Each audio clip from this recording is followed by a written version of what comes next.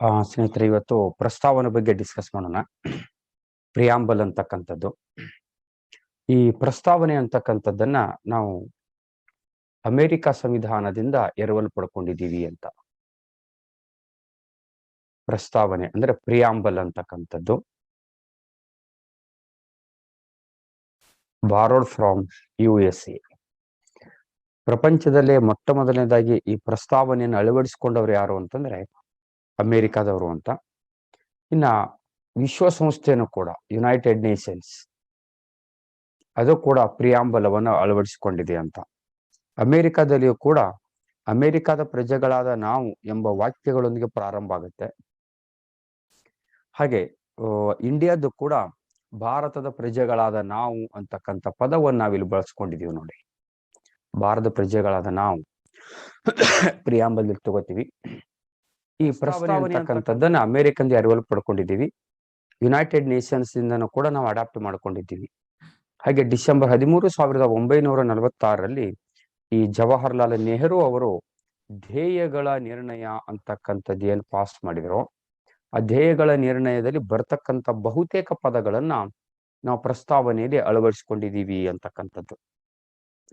ಪ್ರಸ್ತಾವನೆ ಅಂತಂದ್ರೆ ಒಂದು ಸಂವಿಧಾನದ ಕನ್ನಡಿ ಇದ್ದ ಹಾಗೆ. ಆ ಸಂವಿಧಾನಗಳ ಸಂಕ್ಷಿಪ್ತ ಪರಿಚಯ, ಪೀಠಿಕೆ ಅಂತಕ್ಕಂಥದ್ದು.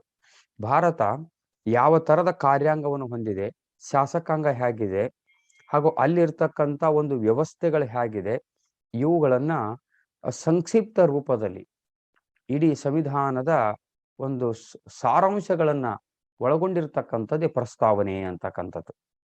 ಹಾಗಾಗಿ ಸಾರ್ವಭೌಮ, ಸಮಾಜವಾದಿ, ಜಾತ್ಯತೀತ, ಪ್ರಜಾಸತ್ತಾತ್ಮಕ ಗಣರಾಜ್ಯವನ್ನಾಗಿ ವ್ಯವಸ್ಥೆಗೊಳಿಸಲು ಮತ್ತು ಅದ ಎಲ್ಲಾ ನಾಗರಿಕರಿಗೂ ಅಂತ ನೋಡಿ ಇಲ್ಲಿ ಬಳಸ್ತಕ್ಕಂಥದ್ದು. ಭಾರತ ಸಾರ್ವಭೌಮವಾಗಿದೆ, ಜಾತ್ಯತೀತ, ಇದನ್ನು ಸಮಾಜವಾದಿ, ಜಾತ್ಯತೀತ, ಪ್ರಜಾಸತ್ತಾತ್ಮಕ, ಗಣರಾಜ್ಯ ಅಂತಕ್ಕಂಥದ್ದು.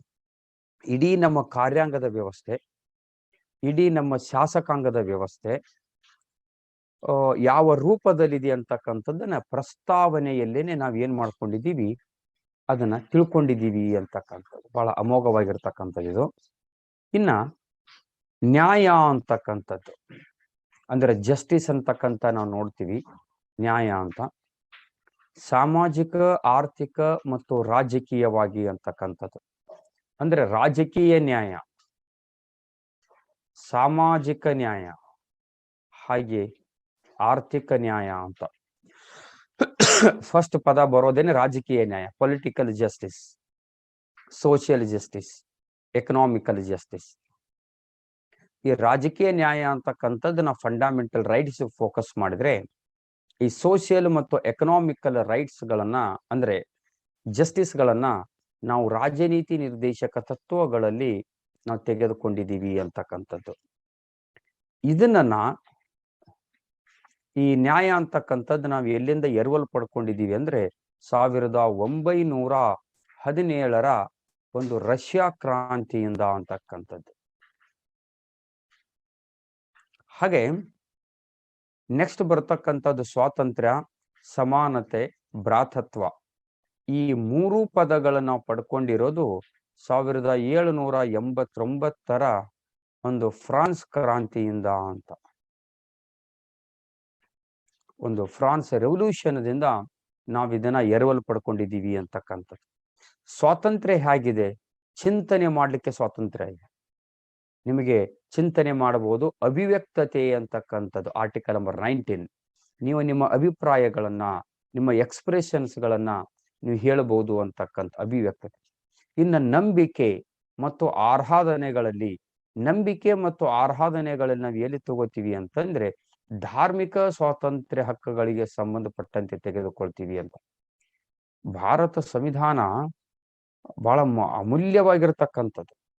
ಯಾಕಂದ್ರೆ ಯಾವುದೇ ಧರ್ಮಕ್ಕೂ ಚ್ಯುತಿ ಬರಲಾರದೆ, ಅಭಿಪ್ರಾಯಗಳಿಗೂ ಕೂಡ ತೊಂದರೆ ಬರಲಾರದ ಹಾಗೆ ಚಿಂತನೆಗಳನ್ನು ಮಾಡ್ಲಿಕ್ಕೂ ಕೂಡ ಮುಕ್ತವಾಗಿ ಅವಕಾಶಗಳನ್ನು ನೀಡಿದೆ ಅಂತಂದ್ರೆ ಅದು ಭಾರತ ಸಂವಿಧಾನ ಅಂತ. ನೋಡಿ, ಅಭಿವ್ಯಕ್ತತೆ ಆರ್ಟಿಕಲ್ ನಂಬರ್ 19, ನಂಬಿಕೆ ಮತ್ತು ಆರಾಧನೆ ಆರ್ಟಿಕಲ್ ನಂಬರ್ 25 ಸಂಬಂಧಪಟ್ಟಿರ್ತಕ್ಕಂಥದ್ದು ಅಂತ. ಹಾಗಾಗಿ ಇಷ್ಟೆಲ್ಲಾ ಸ್ವಾತಂತ್ರ್ಯಗಳನ್ನ ನಾವು ತೆಗೆದುಕೊಂಡಿದ್ದೀವಿ. ಇನ್ನು ಸಮಾನತೆ ಅಂತಕ್ಕಂಥದ್ದು ನೋಡಿ, ಸ್ಥಾನಮಾನ ಮತ್ತು ಅವಕಾಶಗಳು ಅಂತ. ಅಫಾರ್ಚುನಿಟೀಸ್ ಅಂದ್ರೆ ಅವಕಾಶಗಳು ಅಂತ. ಸ್ಟೇಟಸ್ ಸ್ಥಾನಮಾನ ಅಂತ. ಆದ್ರೆ ಕೇಂದ್ರ ಸರ್ಕಾರ ಅಂದ್ರೆ ನರೇಂದ್ರ ಮೋದಿ ಗವರ್ಮೆಂಟ್ ಅವರು ಮೊನ್ನೆ ಜಸ್ಟ್ ಇನ್ನೂ ಒಂದು ಮಂತ್ ಕೂಡ ಆಗಿಲ್ಲ, ಒಂದು 15 days ಒಳಗಡೆನೆ ಒಂದು ಸೆಷನ್ದಲ್ಲಿ ಸಮಾನತೆ ಅಂತಕ್ಕಂಥ ಪದವನ್ನು ಹೆಂಗ್ ಬಳಸ್ಕೊಂಡ್ರು ಅಂದ್ರೆ ಡಿಗ್ನಿಟಿ ಅಂತಕ್ಕಂಥದ್ದು, ಗೌರವಾನ್ವಿತ ಅಂತಕ್ಕಂಥ ಪದವನ್ನ ಸೇರಿಸ್ಕೋಬೇಕು ಅಥವಾ ಗೌರವಾನ್ವಿತವಾಗಿರತಕ್ಕಂಥ ಸಮಾನತೆಯನ್ನು ಪಡ್ಕೊಳ್ಬೇಕು ಅಂತಕ್ಕಂಥದ್ದು. ಸ್ನೇಹಿತರೆ, ಕ್ವಶನ್ ಇಲ್ಲಿ ಹೈಲೈಟ್ ಮಾಡ್ತಾನೆ. ಇತ್ತೀಚೆಗೆ ಕೇಂದ್ರ ಸರ್ಕಾರ ಗೌರವಾನ್ವಿತ ಅಂತಕ್ಕಂಥ ಪದವನ್ನ ಯಾವುದಕ್ಕೆ ಸೇರ್ಪಡೆ ಮಾಡಿದೆ ಅಂತ ನಾವು ನೋಡಿದಾಗ ಅದು ಸಮಾನತೆಗೆ ಅಂತಕ್ಕಂಥದ್ದು. ಇನ್ನು ಭ್ರಾತೃತ್ವ ಅಂತಂದ್ರೆ ಫ್ರಾಟರ್ನಿಟಿ, ಬ್ರದರ್ಹುಡ್ ಅಂದ್ರೆ ಸಹೋದರತ್ವ ಭಾವನೆ ಅಂತಕ್ಕಂಥದ್ದು. ಈ ಭ್ರಾತೃತ್ವ ಅಂತಕ್ಕಂಥದ್ದು ಏನಿದೆ, ವ್ಯಕ್ತಿ ಗೌರವ ಮತ್ತು ರಾಷ್ಟ್ರದ ಐಕ್ಯತೆ ಹಾಗೂ ಸಮಗ್ರತೆಯ ರಕ್ಷಣೆ ಎಂಬುದಾಗಿ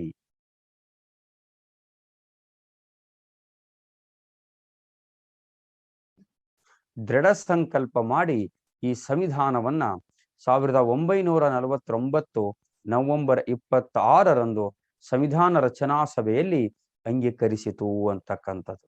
ಇದನ್ನ ಹೆಂಗ ನಾವು ತೆಗೆದುಕೊಂಡಿವಿ ಅಂದ್ರೆ ಕಾನೂನು ರೂಪದಲ್ಲಿ ಆತ್ಮಾರ್ಪಿತ ಮಾಡಿಕೊಂಡಿದ್ದೇವೆ ಅಂತಕ್ಕಂಥದ್ದು. ಒಂದು ಕಾನೂನಿನ ರೂಪದಲ್ಲಿ ನಾವಿದನ್ನ ಆತ್ಮಾರ್ಪಿತ ಮಾಡಿಕೊಂಡಿದ್ದೇವೆ ಅಂತ. ಇಲ್ಲಿ ನವೆಂಬರ್ 25, 1949 ಡಾಕ್ಟರ್ BR ಅಂಬೇಡ್ಕರ್ ಅವರನ್ನು ಕೇಳ್ತಾರೆ, ಈ ಸ್ವಾತಂತ್ರ್ಯ, ಸಮಾನತೆ, ಭ್ರಾತೃತ್ವ ಪ್ರಜಾಪ್ರಭುತ್ವಕ್ಕೆ ಹೇಗೆ ಒಂದು ಪೂರಕವಾಗಿದೆ ಕೇಳಿದಾಗ, ಸ್ವಾತಂತ್ರ್ಯವಿಲ್ಲದೆ ಸಮಾನತೆ ಇಲ್ಲ, ಸಮಾನತೆ ಇಲ್ಲದೆ ಸ್ವಾತಂತ್ರ್ಯವಿಲ್ಲ, ಇವು ಎರಡೂ ಇಲ್ಲದೆ ಭ್ರಾತೃತ್ವ ಇಲ್ಲ ಅಂದ್ರೆ ಸಹೋದರತ್ವ ಇಲ್ಲ ಅಂತಕ್ಕಂಥ ಮಾತು ಬರುತ್ತೆ. ಸಾಮಾನ್ಯವಾಗಿ 3 ಪದಗಳನ್ನ ನಾವು ಸಂವಿಧಾನಕ್ಕೆ ಪ್ರಸ್ತಾವನೆಗೆ ಸೇರಿಸ್ತೇವೆ. ಯಾವ್ಯಾವು? 1976 42ನೇ ತಿದ್ದುಪಡಿ,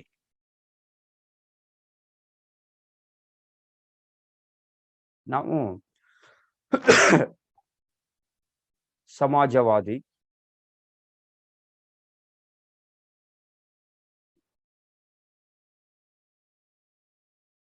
ಜಾತ್ಯತೀತ ಮತ್ತು ಸಮಗ್ರತೆ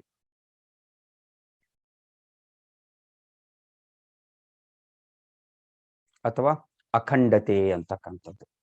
ಈ 3 ಪದಗಳನ್ನ ನಾವು ಎರವಲು ಪಡೆದಿದ್ದು ಎಲ್ಲಿಂದು ಅಂತಂದ್ರೆ 1976 42ನೇ ತಿದ್ದುಪಡಿಯಿಂದ ಅಂತಕ್ಕಂಥದ್ದು. ಮುಂಚಿತವಾಗಿ ಈ 3 ಪದಗಳು ಇದ್ದಿದ್ದಿಲ್ಲ. ಹಾಗಂತ ಇದನ್ನು ಪ್ರಾಕ್ಟೀಸ್ ಮಾಡ್ತಾನೆ ಇದ್ದಿದ್ದಿಲ್ವಾ ನಾವು? 76 ನಂತರ ನಾವು ಇದನ್ನು ರೂಢಿಗತವಾಗಿ ತೆಗೆದುಕೊಂಡಿವ? ಇಲ್ಲ. ಸಮಾಜವಾದಿ ತತ್ವಗಳು ಪ್ರಸ್ತಾವನೆಗೆ ಸೇರದೇ ಇದ್ದರೂ ಕೂಡ ರಾಜನೀತಿ ನಿರ್ದೇಶಕ ತತ್ವಗಳಲ್ಲಿ ನಾವ್ ಏನ್ ಮಾಡ್ಕೊಂಡಿದೀವಿ ಅಂತಂದ್ರೆ ಸಮಾಜವಾದಿಯ ಪರಿಕಲ್ಪನೆಯನ್ನ ನಾವು ನೋಡಿದೀವಿ ಅಂತಕ್ಕಂಥದ್ದು. ಹಾಗೆ ಜಾತ್ಯತೀತ ಅಂತಕ್ಕಂಥದ್ದನ್ನ ನಾವು ಫಂಡಮೆಂಟಲ್ ರೈಟ್ಸ್, ಧಾರ್ಮಿಕ ಸ್ವಾತಂತ್ರ್ಯ ಹಕ್ಕುಗಳಲ್ಲಿ ಭಾರತ ಜಾತ್ಯತೀತ ಪದವನ್ನು ಅಳವಡಿಸಿಕೊಳ್ಳುವಕ್ಕಿಂತ ಮುಂಚಿತವಾಗಿಯೇ ಈ ಮೂಲಭೂತ ಹಕ್ಕುಗಳಲ್ಲಿ ಕಂಡು ಬರುವ ವಿಧಿ 25ರಿಂದ 28 ನಾವೇನ್ ನೋಡ್ತಾ ಇದ್ದೀವಿ, ಅದು ಜಾತ್ಯತೀತದ ಒಂದು ಪರಿಕಲ್ಪನೆಯನ್ನು ಕೊಡ್ತದೆ ಅಂತ. ಇನ್ನು integrity, socialist, secular and integrity, ಈ 3 ಪದಗಳನ್ನ ನಾವು ಪ್ರಸ್ತಾವನೆಗೆ ಸೇರಿಸ್ತೀವಿ ಅಂತಕ್ಕಂಥದ್ದು.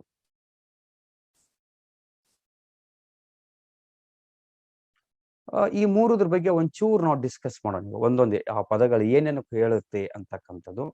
ಪರಮಾಧಿಕಾರ ಅಥವಾ ಸಾರ್ವಭೌಮ ಅಂತಕ್ಕಂಥದ್ದು, ಇದನ್ನ ಇಂಗ್ಲಿಷಿನ ನಾವು ಸಾವರ್ನಿಟಿ ಅಂತ ಕರಿತೀವಿ. ಸಾವರ್ನಿಟಿ ಅಂತಂದ್ರೆ ಭಾರತ ಆಂತರಿಕವಾಗಿ ಮತ್ತು ಬಾಹ್ಯವಾಗಿ ತನ್ನ ನಿರ್ಧಾರಗಳನ್ನ ಮುಕ್ತವಾಗಿ ತೆಗೆದುಕೊಳ್ಳಬಹುದು. ಈ ಬಾಹ್ಯವಾಗಿರತಕ್ಕಂಥದ್ದು ನೋಡಿ, ಇಲ್ಲಿ ಬಾಹ್ಯ ಒಂದು ಇದೆ, ಇನ್ನೊಂದು ಆಂತರಿಕ ವ್ಯವಹಾರಗಳಲ್ಲಿ ತೀರ್ಮಾನ ಕೈಗೊಳ್ಳುವಂತ. ಸಾರ್ವಭೌಮವೆಂದರೆ ಒಂದು ರಾಷ್ಟ್ರದ ಅತ್ಯುನ್ನತವಾದ ಅಧಿಕಾರ, ಪರಮೋಚ್ಚ ಅಧಿಕಾರ ಅಂತ. ಭಾರತದ ಸಾರ್ವಭೌಮತ್ವ ಪ್ರಶ್ನಾತೀತವಾಗಿರತಕ್ಕಂಥದ್ದು. ಯಾರು ಕ್ವಶನ್ ಮಾಡುವಂತಿಲ್ಲ, ಹೇಗೆ ನೀವು ಯಾಕೆ ಮಾಡಿದ್ರೆ ಆ ಟೈಪ್ ಪ್ರಶ್ನೆ ಅಲ್ಲ. ಆದ್ರೆ ಬಹಳ ವ್ಯವಸ್ಥಿತವಾಗಿರ್ತಕ್ಕಂಥ ಇದನ್ನ ನೀವು ಡಿಸಿಷನ್ ಯಾಕೆ ತಗೊಳ್ಬೇಕು, ಡಿಸಿಷನ್ ಹೀಗೆ ತೆಗೆದುಕೊಳ್ಬೇಕಾಗಿತ್ತು ಅಂತ ಬೇರೆ ರಾಷ್ಟ್ರಗಳು ಯಾವ ಹೇಳ್ಬೇಕಾಗಿಲ್ಲ. ಹಾಗೆ ಕಾನೂನುಗಳನ್ನ ರೂಪಿಸುವಾಗ ಸರ್ಕಾರ ಜನಸಾಮಾನ್ಯತೆಗಳನ್ನ ಗಮನದಲ್ಲಿ ಇಟ್ಕೊಂಡು ಜನಸಾಮಾನ್ಯರಿಗೆ ತೊಂದರೆಯಾಗಲಾರದ ರೀತಿಯಲ್ಲಿ ವಿವಿಧ ಸಮುದಾಯಗಳಿಗೆ ಯಾರಿಗೂ ಕೂಡ ಕಷ್ಟ ಆಗಲಾರದ ರೀತಿಯಲ್ಲಿ, ಕಷ್ಟ ಅಂದ್ರೆ ದುಡಿಯೋದಕ್ಕಂತಲ್ಲ, ಆಕ್ಚುಲಿ ಕಾನೂನುಗಳ ಮಾಡುವ ಮುಖಾಂತರ ತೊಂದರೆ ಅಂತಕ್ಕಂಥದ್ದಲ್ಲ. ಹಾಗಾಗಿ ಇವು ಎಲ್ಲವುಗಳನ್ನು ಮಾಡುವಾಗ ಒಂದು ಮಹತ್ತರ ತೀರ್ಮಾನವನ್ನು ತೆಗೆದುಕೊಳ್ಳುತ್ತದೆ ಅಂತ. ಎಲ್ಲ ಬಾಹ್ಯ ಮತ್ತು ಆಂತರಿಕ ವ್ಯವಹಾರಗಳಲ್ಲಿ ತೀರ್ಮಾನ ಕೈಗೊಳ್ಳುವ, ವಿದೇಶಗಳೊಡನೆ ಒಪ್ಪಂದ ಮಾಡಿಕೊಳ್ಳುವ ಸ್ವಾತಂತ್ರ್ಯವನ್ನು ರಾಷ್ಟ್ರ ಹೊಂದಿದೆ ಅಂತ. ಫಾರ್ ಎಕ್ಸಾಂಪಲ್, ಈಗ ನಾವು ತುಂಬಾ ಸರ್ಕಾರಕ್ಕೆ ಸಹಾಯ ಮಾಡಿದೀವಿ, ಸರ್ಕಾರಕ್ಕೆ ನಾವು ಯಾವಾಗ ಕಷ್ಟದಲ್ಲಿತ್ತು ಅಥವಾ ಸ್ವಾತಂತ್ರ್ಯ ಹೋರಾಟದಲ್ಲಿ ಇಡೀ ನಮ್ಮ ಮನೆತನ ಭಾಗವಹಿಸಿದೆ, ಹಾಗಾಗಿ ಲೋಕಸಭೆಯಲ್ಲೋ ರಾಜ್ಯಸಭೆಯಲ್ಲೋ ನಮಗೊಂದು ಸ್ಥಾನಮಾನ ಕೊಡ್ತಕ್ಕಂಥದ್ದು, ಅಥವಾ ತುಂಬಾ ನಾವು ಒಂದು ಕಾರ್ಪೊರೇಟ್ ಬೇಸ್ದಾಗಿದ್ದೀವಿ, ಹಾಗಾಗಿ ಸರ್ಕಾರಕ್ಕೆ ಸಾಕಷ್ಟು ಒಂದು ಸಹಾಯವನ್ನು ಮಾಡ್ತಾ ಇದ್ದೀವಿ ನಾವು, ಹಾಗಾಗಿ ನಾವು ಹೇಳಿದ ರೀತಿಯಲ್ಲಿ ಕಾನೂನುಗಳನ್ನು ರೂಪಿಸಬೇಕು ಅಂತಕ್ಕಂಥದ್ದು ಯಾರು ಸರ್ಕಾರದ ಮೇಲೆ ಒತ್ತಡವನ್ನು ಹಾಕ್ಲಿಕ್ಕೆ ಆಗೋದಿಲ್ಲ ಅಂತಕ್ಕಂಥದ್ದು, ಅದು ಆಂತರಿಕ ಅಂತ. ಬಾಹ್ಯವಾಗಿ ಅಂತ ನಾವು ನೋಡಿದಾಗ ಸಾಮಾನ್ಯವಾಗಿ ಈ ಬ್ರಿಟಿಷರು ನಾವು ನಿಮಗೆ ಸ್ವಾತಂತ್ರ್ಯ ಕೊಟ್ಟಿದ್ದೀವಿ, ಹಾಗಾಗಿ ನಾವು ಹೇಳಿದಂತೆ ನೀವು ಇರಬೇಕು, ನಾವು ಯಾರ ಜೊತೆ ಒಪ್ಪಂದ ಮಾಡ್ಕೊಳ್ಬೇಕಂತ ಅವ್ರ ಜೊತೆ ಒಪ್ಪಂದ ಮಾಡ್ಕೊಳ್ಬೇಕು, ಒಪ್ಪಂದ ಮಾಡಿಕೊಳ್ಳುವಾಗ ಇಂತಿಂತ ನೀತಿಗಳನ್ನು ನೀವು ಅನುಸರಿಸಬೇಕು, ಇಲ್ಲ, ಅದನ್ನ ಯಾವತ್ತೂ ಕೂಡ ಹೇಳಿಕ್ಕಾಗೋದಿಲ್ಲ. ಹಾಗಾಗಿ ಇಂಡಿಯನ್ ಫಾರಿನ್ ಪಾಲಿಸೀಸ್ ಅಂತ ಏನ್ ಹೇಳ್ತೀವಿ ನಾವು, ವಿದೇಶಗಳೊಡನೆ ಒಪ್ಪಂದ ಅಂತಕ್ಕಂಥ ಏನು ಪದ ಬಳಸ್ತೀವೋ, ಈ ಪದ ನೆಹರು ಪಾಲಿಸಿ ಅಂತಕ್ಕಂಥ ಪದ ಬಳಸ್ತೀವಿ ನಾವು. ವಿದೇಶಾಂಗ ನೀತಿಯನ್ನ ನೆಹರು ವಿದೇಶಾಂಗ ನೀತಿ ಅಂತಕ್ಕಂಥ ಪದ ಬಂದ್ಬಿಡುತ್ತೆ. Indian foreign policy is known as Nehru foreign policy ಅಂತಕ್ಕಂಥದ್ದು. ನೆಹರು ಒಂದು ಸ್ಟೇಟ್ಮೆಂಟ್ ಕೊಡ್ತಾನೆ, ಯಾವುದೇ ರಾಷ್ಟ್ರ ಇರಲಿ, ಯಾವುದೇ ಪಕ್ಷ ಇರಲಿ, ಯಾರೇ ಪ್ರಧಾನಮಂತ್ರಿ ಆಗಲಿ ಅಥವಾ ರಾಷ್ಟ್ರಪತಿ ಆಗಲಿ, ರಾಷ್ಟ್ರದ ಮುಖ್ಯಸ್ಥರಾಗ್ಲಿ, ತನ್ನ ದೇಶದ ವಿರುದ್ಧ ಯಾವುದೇ ವಿದೇಶಿ ನೀತಿಗಳನ್ನ ರೂಪಿಸುವುದಿಲ್ಲ ಅಂತಕ್ಕಂಥದ್ದು. ಅಂದ್ರೆ ಅವನ ದೇಶ ಏನಿದೆ, ಯಾರೇ ಇರಲಿ, ಬಟ್ ತನ್ನ ದೇಶದ ಹಿತಾಸಕ್ತಿಗಳನ್ನ ಗಮನದಲ್ಲಿ ಇಟ್ಕೊಂಡು ಆತ ನೀತಿಗಳನ್ನು ನಿರೂಪಿಸ್ತಾನೆ ಅಂತಕ್ಕಂಥದ್ದನ್ನ ನಾವು ನೋಡ್ತೀವಿ ಅಂತ. ಹಾಗೆ ಉದಾಹರಣೆ, ಭಾರತ ತನ್ನ ವಿದೇಶಾಂಗ ನೀತಿಯಲ್ಲಿ ಅಲಿಪ್ತ ಮತ್ತು ಪಂಚಶೀಲ ತತ್ವಗಳನ್ನು ಅಳವಡಿಸಿಕೊಂಡು ಪ್ರಪಂಚದ 2 ಬಣಗಳು ಅಂತ, 2 ಬಣಗಳು ಅಂದ್ರೆ ಯಾವ, ಒಂದು ಅಮೇರಿಕ USA, ಇನ್ನೊಂದು ರಷ್ಯಾ. ಪ್ರಪಂಚದ ಈ 2 ಬಲಾಢ್ಯ ಬಣಗಳು, ಇವುಗಳನ್ನ ಸೇರಲಾರದೆ ನಾನ್ ಅಲೈಡ್ ಮೂವ್ಮೆಂಟ್ ಅಂದ್ರೆ ನಾಮದನ್ನ ಏನ್ ಮಾಡಿತು, ಸ್ಥಾಪನೆ ಮಾಡಿತು ಅಂತಕ್ಕಂಥದ್ದು. ತಟಸ್ಥವಾಗಿ ಉಳಿತು, ಅಲಿಪ್ತ ನೀತಿಯನ್ನ ಫಾಲೋ ಮಾಡಿತು ಅಂತಕ್ಕಂಥದ್ದು. 2 ಬಣಗಳಿಗೆ ಸೇರದೆ ತನ್ನದೇ ಸ್ವತಂತ್ರ ನೀತಿಯನ್ನು ಅನುಸರಿಸುವ ಮೂಲಕ ವಿಶ್ವದ ಹಲವು ರಾಷ್ಟ್ರಗಳನ್ನ ತನ್ನತ್ತ ಆಕರ್ಷಿಸುವಲ್ಲಿ ಯಶಸ್ವಿಯಾಗಿದೆ ಅಂತ. ಬಹುತೇಕವಾಗಿ ಯಾವುದೇ ರಾಷ್ಟ್ರಗಳು ಏನ್ ಮಾಡ್ತಾ ಇದ್ರು, ಯಾಕೆ ನಾವು ಮಾಡ್ಕೋಬೇಕು, ಯಾವ್ದಾರು ಒಂದ್ ಕಡೆ ಇದ್ದೀವಿ ಅಂದ್ರೆ ಸೇಫರ್ ಝೋನ್ದಾಗಿರ್ತೀವಿ, ಹಾಗಾಗಿ ನ್ಯೂಟ್ರಲ್ ಬೇಡ ಅಂತಕ್ಕಂಥ. ಆದ್ರೆ ಭಾರತ 2 ಕಡೆ ಸೇರಲಾರದೆ ಇಬ್ಬರ ಒಂದು ಸ್ನೇಹವನ್ನು ಸಂಪಾದಿಸ್ಬೇಕು ಅನ್ನೋದರಷ್ಟೇ ಇಟ್ಕೊಂಡು ತಟಸ್ಥವಾಗಿ ಉಳಿತು ಅಂತ. ಆದ್ರೆ 2 ವಿಚಾರಗಳನ್ನು ನಾವು ಗಮನಿಸಿದಾಗ, ಒಂದು, ಭಾರತ ವಿಶ್ವಸಂಸ್ಥೆಯ ಸದಸ್ಯ ರಾಷ್ಟ್ರ ಅಂತಕ್ಕಂಥದ್ದು.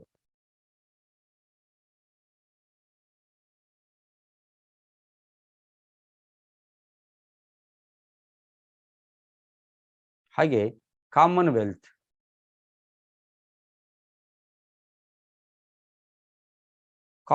ಸದಸ್ಯ ರಾಷ್ಟ್ರ. ಇಲ್ಲಿ ಈ ಒಂದು ಆರ್ಗನೈಸೇಷನ್, ಈ ಸಂಸ್ಥೆಗಳ ಸದಸ್ಯ ರಾಷ್ಟ್ರವಾಗಿರೋದ್ರಿಂದ ಭಾರತ ಈ ಆರ್ಗನೈಸೇಷನ್ ಹೇಳಿದ ಹಾಗೇನೆ ಕೇಳಬೇಕಾ, ಅಥವಾ ಭಾರತಕ್ಕೆ ಈ ಆರ್ಗನೈಸೇಷನ್ ದಿಂದ, ಈ ಸಂಸ್ಥೆಗಳಿಂದ ತನ್ನ ಸಾರ್ವಭೌಮತ್ವಕ್ಕೆ ಧಕ್ಕೆ ಬರ್ತಿದೇನಾ ಅಂತ ನೋಡಿದಾಗ ಇಲ್ಲ. ಭಾರತ ಸಾರ್ವಭೌಮತ್ವ, ವಿಶ್ವಸಂಸ್ಥೆ ಯಾವುದೇ ರಾಷ್ಟ್ರದ ಸಾರ್ವಭೌಮತ್ವಕ್ಕೆ ಧಕ್ಕೆ ಬರಲಾರದ ರೀತಿಯಲ್ಲಿ ಸೂಚನೆಗಳನ್ನು ಕೊಡುತ್ತೆ. ಫಾರ್ ಎಕ್ಸಾಂಪಲ್, ಇಂಡಿಯಾ ಮತ್ತು ಪಾಕಿಸ್ತಾನ ಸಂಬಂಧಪಟ್ಟಂತೆ ವಿಚಾರದಲ್ಲಿ ಅವಲೋಕಿಸಿದಾಗ ವಿಶ್ವಸಂಸ್ಥೆ ಹೇಳ್ತು ನೀವಿಬ್ಬರೇ, ಅದು ನಿಮ್ಮಿಬ್ಬರ ಸಮಸ್ಯೆ, ಕೂತ್ಕೊಳ್ಳಿ ಇಬ್ರು, ಕೂತ್ಕೊಂಡು ಬಗೆಹರಿಸ್ಕೊಳ್ಳಿ ಜಮ್ಮು ಅಂಡ್ ಕಾಶ್ಮೀರ ಸಮಸ್ಯೆನೋ ಅಥವಾ ಇನ್ನಿತರ ಕೆಲವೊಂದಿಷ್ಟು ಸಮಸ್ಯೆಗಳು ಏನಿದಾವೆ. 370ನೇ ವಿಧಿ ರದ್ದಾದಾಗ ವಿಶ್ವಸಂಸ್ಥೆಯಲ್ಲಿ ತುಂಬಾ ಪ್ರೆಷರ್ ಹಾಕಿದ್ರು ಪಾಕಿಸ್ತಾನದವರು. ವಿಶ್ವಸಂಸ್ಥೆ ಇದನ್ನ ಕ್ವಶನ್ ರೈಸ್ ಮಾಡಬೇಕು ಅಂತ. ವಿಶ್ವಸಂಸ್ಥೆ ಹೇಳಿತು ಅದು ಅವರ ಸಂವಿಧಾನದಲ್ಲಿ ಸಂಬಂಧಪಟ್ಟಿರ್ತಕ್ಕಂಥ ವಿಚಾರ. ಹಾಗಾಗಿ ಏನ ಸಮಸ್ಯೆಗಳಿದಾವೋ ಬಗೆಹರಿಸಿಕೊಳ್ಳಿ ನೀವು, ಬಟ್ ಚರ್ಚೆ ಮಾಡಬಹುದೇ ವಿನ ತೀರ್ಮಾನ ಹೀಗೆ ಆಗಬೇಕು ಅಂತ ಹೇಳಿಕ್ ಆಗೋದಿಲ್ಲ ಅಂತಕ್ಕಂಥ. ಇದರರ್ಥ ಅವರವರ ಸಾರ್ವಭೌಮತ್ವವನ್ನ ಗೌರವಿಸುವ ಕೆಲಸವನ್ನ ವಿಶ್ವಸಂಸ್ಥೆ ಮಾಡುತ್ತೆ ಅಂತ. ಕಾಮನ್ವೆಲ್ತ್ ಅನ್ನು ಕೂಡ ನಾವು ಗಮನಿಸಿದಾಗ ಕಾಮನ್ವೆಲ್ತ್ದಲ್ಲಿ ನೀವು 1949 ಮೇ ತಿಂಗಳಲ್ಲಿ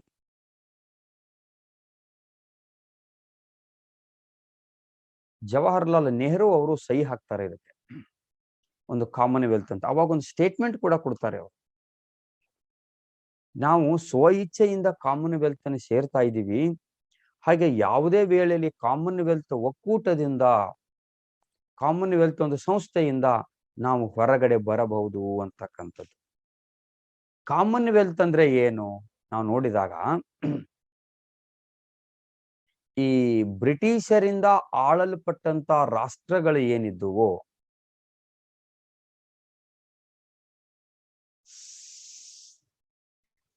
ಬ್ರಿಟಿಷರ ವಸಾಹತು ಅಂತ ಹೇಳ್ಬೋದು. ಅಂದ್ರೆ ಬ್ರಿಟಿಷರಿಂದ ಆಳಲ್ಪಟ್ಟಂತ ರಾಷ್ಟ್ರಗಳು ಏನಿದ್ದುವೋ ಅವಕ್ಕೆ ನಾವು ಒಂದು ಕಾಮನ್ವೆಲ್ತ್ ಅಂತಕ್ಕಂತ ಬಳಸ್ತೀವಿ. ಯಾವುದೇ ವೇಳೆಯಲ್ಲಿ ಹೊರಗಡೆ ಬರಬಹುದು, ಸಾರ್ವಭೌಮತ್ವಕ್ಕೆ ಧಕ್ಕೆ ಬರೋದಿಲ್ಲ ಅಂತ.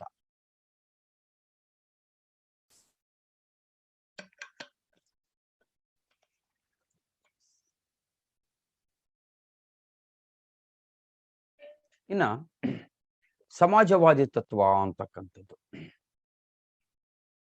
1976-42ನೇ ತಿದ್ದುಪಡಿಯ ಮೂಲಕ ಸಮಾಜವಾದಿ ಪದವನ್ನು ಪ್ರಸ್ತಾವನೆಗೆ ಸೇರ್ಪಡೆಗೊಳಿಸಲಾಯಿತು. ಇದಕ್ಕೆ ಕಾರಣ ಪ್ರಜಾಪ್ರಭುತ್ವದ ಮೂಲಕ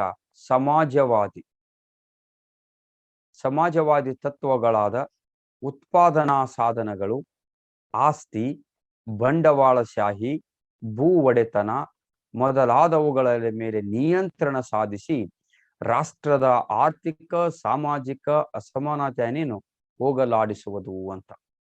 42ನೇ ಸಂವಿಧಾನ ತಿದ್ದುಪಡಿಯಲ್ಲಿ ಜಾರಿಗೆ ಬರುತ್ತೆ ಸಮಾಜವಾದಿ. ಈ ಸಮಾಜವಾದಿಯನ್ನು 2 ತರ ತೆಗೆದುಕೊಳ್ತೀವಿ. ಸೋಷಿಯಲಿಸ್ಟ್ ಅಂತ ಕರಿತೀವಿ ನಾವು ಇದಕ್ಕೆ. ಒಂದು ಭಾರತ ಇಂಡಿಯಾ ತೆಗೆದುಕೊಂಡಿರ್ತಕ್ಕಂಥದ್ದು ಪ್ರಜಾಪ್ರಭುತ್ವ ಸಮಾಜವಾದಿ ಅಂತಕ್ಕಂಥದ್ದು.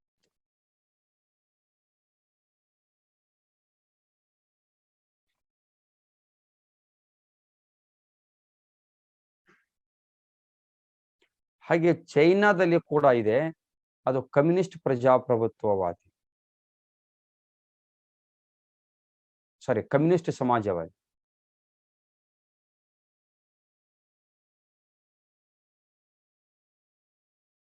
ಏನ್ ಡಿಫ್ರೆನ್ಸ್ ಅಂತ ಬಂದಾಗ, ಈ ಸೋಷಿಯಲಿಸ್ಟಿಕ್ ಪ್ಯಾಟರ್ನ್ ನೋಡಿ, ಇಲ್ಲಿ ನೋಡಿ, ಆಸ್ತಿ ಅಂತಕ್ಕಂಥ ಪದ ಬಂತು, ಬಂಡವಾಳಶಾಹಿ ಅಂತಾರೆ, ಕ್ಯಾಪಿಟಲಿಸ್ಟ್ ಅಂತಕ್ಕಂಥ ಪದ ಬಳಸ್ತೀವಿ. ಇದು ಹಣಕಾಸಿಗೆ ಸಂಬಂಧಪಟ್ಟಿರ್ತಕ್ಕಂಥ. ಭೂ ಒಡೆತನ ಅಂದ್ರೆ ಭೂಮಿಯ ಮಾಲೀಕರು ಎಷ್ಟು ಎಕರೆ ಹೊಂದಿರಬೇಕು ಏನು, ಇದು ಕೂಡ ಅದಕ್ಕೆ ಸಂಬಂಧಪಡ್ತದೆ ಅಂತ. ಅದಕ್ಕೆ ರಾಷ್ಟ್ರದ ಆರ್ಥಿಕ ಅಂತ ಅಂದ್ರೆ ಎಕನಾಮಿಕಲ್ ಸೆಕ್ಟರ್ ಸಂಬಂಧಪಟ್ಟಿದೆ ಸಮಾಜವಾದಿ ಅಂತಕ್ಕಂಥದ್ದು. ಬಡವ ಶ್ರೀಮಂತ, ವಿದ್ಯಾವಂತ ಅವಿದ್ಯಾವಂತ, ಹೆಣ್ಣು ಗಂಡು ಯಾವುದರ ಮೇಲೆ ತಾರತಮ್ಯವನ್ನು ಮಾಡಲಾರದೆ ಎಲ್ಲರಿಗೂ ಸಮನಾಗಿರತಕ್ಕಂಥ ವ್ಯವಸ್ಥೆಗಳನ್ನು ರೂಪಿಸುವುದು, ಅಸಮಾನತೆಯನ್ನು ಹೋಗಲಾಡಿಸುವುದು, ಇದೇ ಸಮಾಜವಾದಿ ಅಂತ. ಪ್ರಜಾಪ್ರಭುತ್ವ ಸಮಾಜವಾದಿ ಅಂತಂದ್ರೆ ಪಬ್ಲಿಕ್ ಪ್ರೈವೇಟ್ ಪಾರ್ಟ್ನರ್ಶಿಪ್, ಸಾರ್ವಜನಿಕ ಖಾಸಗಿ ಸಹಭಾಗಿತ್ವದಲ್ಲಿ ಆಡಳಿತ, ಅಂದ್ರೆ ಈ ಆರ್ಥಿಕತೆ, ಮಿಕ್ಸ್ಡ್ ಎಕಾನಮಿ ಅಂತ ಕರಿತೀವಿ. ಭಾರತವನ್ನು ನಾವು ಏನಂತ ಕರಿತೀವಿ, ಮಿಶ್ರ ಒಂದು ಆರ್ಥಿಕತೆ ಅಂತಕ್ಕಂಥದ್ದು. ಪ್ರೈವೇಟ್ದವರಿಗೂ ಅವಕಾಶ ಇದೆ, ಹಾಗೆ ಗವರ್ಮೆಂಟ್ ಕೂಡ ತನ್ನ ಹಿಡಿತವನ್ನು ಕೂಡ ಬಿಟ್ಟು ಕೊಡೋದಿಲ್ಲ ಅಂತಕ್ಕಂಥದ್ದು ಇತ್ತೀಚಿನ ದಿನಗಳಲ್ಲಿ ಸ್ವಲ್ಪ ಖಾಸಗೀಕರಣ ಜಾಸ್ತಿ ಆಗ್ತಾ ಇದೆ ಅಂತಕ್ಕಂಥದ್ದು. ಉದ್ದೇಶ ಕೆಟ್ಟದ್ದಂತಲ್ಲ, ಎರಡು ಇದೆ. ಹೆಚ್ಚು ರಾಷ್ಟ್ರೀಕರಣ ಮಾಡೋದರಿಂದ ಜನತೆಯಲ್ಲಿ ಸೋಮಾರಿತನ ಬರುತ್ತೆ. ಹಾಗಂತ ಅದನ್ನ ಎಲ್ಲವೂ ಖಾಸಗೀಕರಣ ಮಾಡಿದ್ರೆ ಸರ್ಕಾರ ತನ್ನ ಇಡೀ ವ್ಯವಸ್ಥೆಯನ್ನು ಏನ್ ಮಾಡ್ತದ ಖಾಸಗಿಯವರಿಗೆ ಕೊಟ್ಟಂತಾಗ್ತದೆ ಅಂತ. ಹಾಗಾಗಿ ಮಿಕ್ಸ್ಡ್ ಎಕಾನಮಿಯಲ್ಲೇನೆ ಭಾರತ ಮುಂದುವರೆದು ಹೆಚ್ಚಿನ ಪಾಲವನ್ನು ಸರ್ಕಾರ ತನ್ನ ಕೈಯಲ್ಲಿ ಇಟ್ಕೊಂಡು ಕಾನೂನುಗಳನ್ನು ರೂಪಿಸೋದಾಗಿರ್ಬೋದು, ಅದನ್ನ ರೆಗ್ಯುಲೇಟ್ ನಿಯಂತ್ರಣ ಮಾಡ್ತಕ್ಕಂಥದನ್ನ ಗವರ್ಮೆಂಟ್ ಇಟ್ಕೊಂಡು ಸೂಪರ್ವೈಸನ್ ಮಾಡ್ಲಿಕ್ಕೆ, ಮೇಲ್ವಿಚಾರಣೆಯನ್ನು ನೋಡ್ಲಿಕ್ಕೆ, ಮೇಲ್ವಿಚಾರಣೆ ಅಂತಂದ್ರೆ ಅಲ್ಲಿ ನಡೆಯತಕ್ಕಂಥ ಆಕ್ಟಿವಿಟೀಸ್ ಗಳನ್ನು ನೋಡ್ಲಿಕ್ಕೆ ಖಾಸಗಿದವ್ರಿಗೆ ಕೊಡೋದು ತಪ್ಪೇನಲ್ಲ ಅಂತಕ್ಕಂಥದ್ದು. ಆದ್ರೆ ಕಮ್ಯುನಿಸ್ಟ್ ಸಮಾಜವಾದಿಯನ್ನು ನಾವು ನೋಡಿದಾಗ ಇದು ಸ್ಟೇಟ್ ನ್ಯಾಷನಲೈಸೇಷನ್ ಅಂತಕ್ಕಂಥ ಪದ ಬರುತ್ತೆ.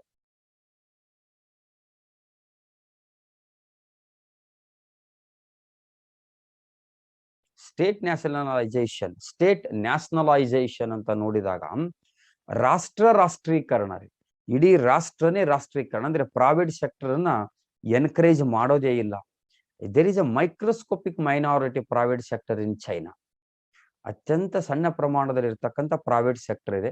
ಫುಲ್ ರಾಜ್ಯನೇ, ಆ ಸರ್ಕಾರನೇ ಎಲ್ಲವನ್ನು ನಿಯಂತ್ರಣ ಮಾಡ್ತದೆ ಅಂತ. ಹಾಗಾಗಿ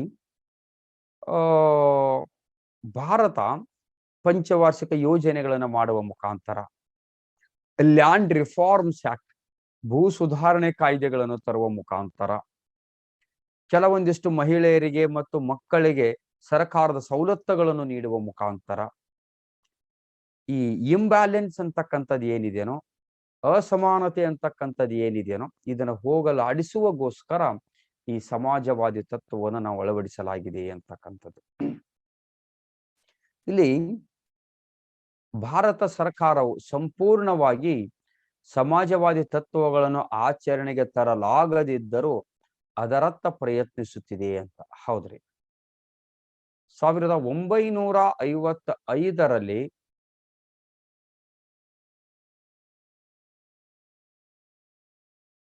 ತಮಿಳುನಾಡಿನ ಅವಾಡಿ ಎಂಬ ಸ್ಥಳದಲ್ಲಿ ಇಂಡಿಯನ್ ನ್ಯಾಷನಲ್ ಕಾಂಗ್ರೆಸ್ INC ಏನ್ ಮಾಡ್ತದೆ ಅಂತಂದ್ರೆ ಒಂದು ಸಮ್ಮೇಳನವನ್ನು ಹಮ್ಮಿಕೊಳ್ತದ್ರಿ. ಆ ಸಮ್ಮೇಳನದಲ್ಲಿ ನೆಹರು ಅವ್ರು ಹೇಳ್ತಾರೆ, ಭಾರತ ಸಂಪೂರ್ಣವಾಗಿ ಸಮಾಜವಾದಿ ತತ್ವಗಳನ್ನ ಅನುಸರಿಸಲಿಕ್ಕಿಲ್ಲ ಅಥವಾ ಸಂಪೂರ್ಣವಾಗಿ ಸಮಾಜವಾದಿ ತತ್ವ ಕಡೆ ಇನ್ನೂ ವಾಲಿಕ್ಕಿಲ್ಲ, ಆದರೆ ನಿಧಾನಗತಿಯಲ್ಲಿ ಸಮಾಜವಾದಿ ತತ್ವದ ಕಡೆಗೆ ಭಾರತ ವಾಲುತ್ತಿದೆ. ಅಂದ್ರೆ ಉತ್ಪಾದನೆಯಲ್ಲಿ ಹೆಚ್ಚಳ, ಭೂ ಸುಧಾರಣಾ ಕಾಯ್ದೆಗಳನ್ನು ಜಾರಿಗೆ ತರುವಂತ ವಿಚಾರ, ಹಾಗೆ ಜನಸಂಖ್ಯೆಯ ಒಂದು ನಿಯಂತ್ರಣ ಮತ್ತು ಉದ್ಯೋಗಗಳ ಸೃಷ್ಟಿ, ಅಂದ್ರೆ ಉದ್ಯೋಗಗಳನ್ನು ಒದಗಿಸುವಂಥದ್ದು. ಹಾಗಾಗಿ ನಿಧಾನಗತಿಯಲ್ಲಿ ಸಮಾಜವಾದಿ ತತ್ವದ ಕಡೆಗೆ ವಾಲ್ತಾ ಇದ್ದೀವಿ ಅಂತಕ್ಕಂಥದ್ದನ್ನು ಹೇಳ್ತಾರೆ. ಹೇಗೆ ಅಂತ ನಾವು ನೋಡಿದಾಗ ಉದ್ದಿಮೆಗಳ ರಾಷ್ಟ್ರೀಕರಣ ಅಂತಕ್ಕಂಥದ್ದು, ಈ ಇಂಡಸ್ಟ್ರಿಯಲ್ಗಳು ಏನಿದಾವೋ ಕೆಲವೊಂದಿಷ್ಟನ್ನ ನ್ಯಾಷನಲೈಸೇಷನ್ ಆಯ್ತು, ರಾಷ್ಟ್ರೀಕರಣ ಆಯ್ತು. ಭೂ ಸುಧಾರಣಾ ಕಾಯ್ದೆ, ಲ್ಯಾಂಡ್ ರಿಫಾರ್ಮ್ಸ್ ಆಕ್ಟ್, ಪಂಚವಾರ್ಷಿಕ ಯೋಜನೆಗಳು. ಹೌದ್ರಿ, ಪಂಚವಾರ್ಷಿಕ ಯೋಜನೆಗಳು ಸರ್ಕಾರ 5 ವರ್ಷಗಳಲ್ಲಿ ಯಾವ ಯಾವ ಕ್ಷೇತ್ರಗಳಲ್ಲಿ ಸಾಧನೆಯನ್ನು ಮಾಡಬೇಕಾಗಿದೆ, ಅದಕ್ಕೆ ಸಂಪನ್ಮೂಲಗಳು ಎಲ್ಲಿಂದ ತೆಗೆದುಕೊಳ್ಬೇಕು, ಸಂಪನ್ಮೂಲಗಳ ಕೊರತೆಯಾದ್ರೆ ಆ ಸಂಪನ್ಮೂಲಗಳನ್ನು ಪಡೆದುಕೊಳ್ಳುವುದು ಹೇಗೆ ಮತ್ತು ಎಲ್ಲಿಂದ. ಈಗ ಪಂಚವಾರ್ಷಿಕ ಯೋಜನೆ ಅಂತಕ್ಕಂಥದ್ದು ಪ್ಲಾನಿಂಗ್ ಕಮಿಷನ್ ಅಂತಕ್ಕಂಥದ್ದಿತ್ತು ಅವಾಗ, ಬಟ್ ಈಗ ಅದಕ್ಕಿಂತ ಸುಧಾರಿತವಾಗಿರತಕ್ಕಂಥ ನೀತಿ ಆಯೋಗ ಅಂತಕ್ಕಂಥದ್ದು.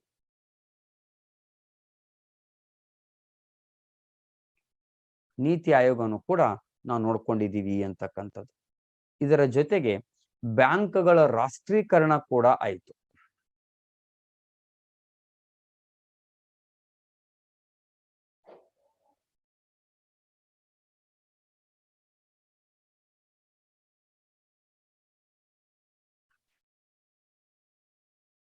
ಸಾವಿರದ 1969ರಲ್ಲಿ 14 ಬ್ಯಾಂಕ್ಗಳು ರಾಷ್ಟ್ರೀಕರಣ.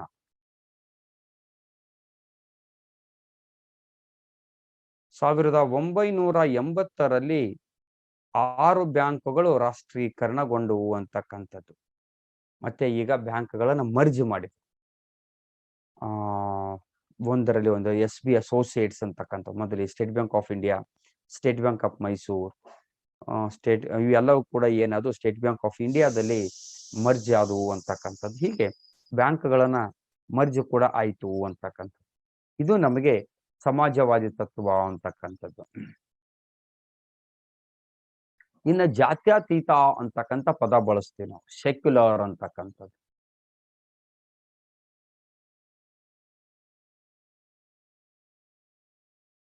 ಜಾತ್ಯತೀತ ಅಂತಕ್ಕಂಥ ಪದವನ್ನು 1976 42ನೇ ತಿದ್ದುಪಡಿಯ ಮೂಲಕ ಪ್ರಸ್ತಾವನೆಗೆ ಸೇರ್ಪಡೆಗೊಂಡಿತು ಅಂತ.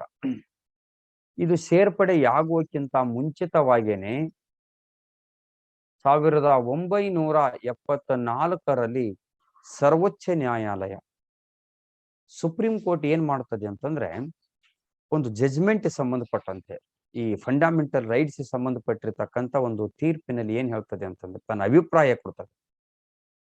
ಜಾತ್ಯತೀತ ಅಂತಕ್ಕಂಥ ಪದವನ್ನ ಸಂವಿಧಾನದಲ್ಲಿ ನಾವು ಸೇರ್ಪಡೆ ಮಾಡಿರ್ಲಿಕ್ಕಿಲ್ಲ, ಆದರೆ ಮೂಲಭೂತ ಹಕ್ಕುಗಳ, ಧಾರ್ಮಿಕ ಸ್ವಾತಂತ್ರ್ಯ ಹಕ್ಕುಗಳನ್ನ ಆರ್ಟಿಕಲ್ ನಂಬರ್ 25 to 28, 25ರಿಂದ 28 ವಿಧಿಗಳನ್ನ ನಾವು ಅವಲೋಕಿಸಿದಾಗ ಭಾರತ ಜಾತ್ಯತೀತ ರಾಷ್ಟ್ರ ಅಂತಕ್ಕಂಥದ್ದನ್ನು ನಮಗೆ ಅಂದ್ರೆ ಆ ಅಭಿಪ್ರಾಯಗಳನ್ನು ನಾವು ನೋಡ್ಕೋಬಹುದು ಅಂತಕ್ಕಂಥದ್ದು. ಈ ಸೇರ್ಪಡೆಯಿಂದನೇ ಜಾತ್ಯತೀತ ಆಯ್ತು ಅಂತಲ್ಲ, ಸಂವಿಧಾನ ಜಾರಿಗೆ ಬಂದಾಗಿನಿಂದಲೇ ಭಾರತ ಒಂದು ಜಾತ್ಯತೀತ ರಾಷ್ಟ್ರನೇ ಅಂತ. ಭಾರತವು ಜಾತ್ಯತೀತ ರಾಷ್ಟ್ರವಾಗಿರೋದರಿಂದ ಯಾವುದೇ ನಿರ್ದಿಷ್ಟ ಧರ್ಮವನ್ನು ರಾಷ್ಟ್ರೀಯ ಧರ್ಮವನ್ನಾಗಿ ಘೋಷಿಸಿಲ್ಲ ಅಂತಕ್ಕಂಥ. ಇದನ್ನೇ ಒಂದು ರಾಷ್ಟ್ರೀಯ ಧರ್ಮ ಅಂತಕ್ಕಂಥ. ಫಾರ್ ಎಕ್ಸಾಂಪಲ್, ಹಿಂದೂಗಳು ಬಹಳ ಜನ ಇದ್ದಾರೆ, ಹಿಂದೂ ರಾಷ್ಟ್ರ ಅಂತ ಘೋಷಣೆ ಮಾಡಲಿಲ್ಲ. ಸೊ ಎಲ್ಲಾ ಧರ್ಮಗಳನ್ನ ಸಮನಾಗಿ, ಸರ್ವ ಧರ್ಮ ಸಮಭಾವ ಅಂತಕ್ಕಂಥ ಕಾನ್ಸೆಪ್ಟ್ ಬರುತ್ತೆ. ಇದಕ್ಕೆ ಸಂಬಂಧಪಟ್ಟಂತೆ ಪ್ರಪಂಚದ ವಿವಿಧ ರಾಷ್ಟ್ರಗಳನ್ನು ನಾವು ಅವಲೋಕಿಸಿದಾಗ ಒಂದು ಎಥಿಸ್ಟಿಕ್ ಅಂತ ಕಾನ್ಸೆಪ್ಟ್ ಬರ್ತದೆ. ಎಥಿಸ್ಟಿಕ್, ಇನ್ನೊಂದು ಥಿಯೋಕ್ರೆಟಿಕ್,